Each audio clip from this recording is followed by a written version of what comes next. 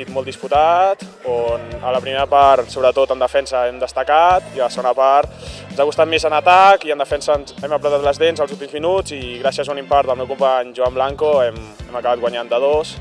i al final ens han marcat un gol, però bueno, ja ho teníem guanyat i ja estàvem una mica relaxats i per celebrar.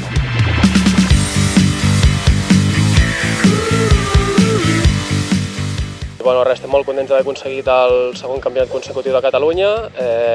i esperem poder aprofitar el nivell aquest que portem demostrant aquests 2 últims anys al Campionat de León. Al final del partit, la final ha sigut un partit superintens, crec que tots l'hem disfrutat molt, on s'ha vist un molt bon handbol. Ha sigut un partit on hem estat superajustats durant tot el partit, amb diferències d'1 o 2 gols pels 2 equips,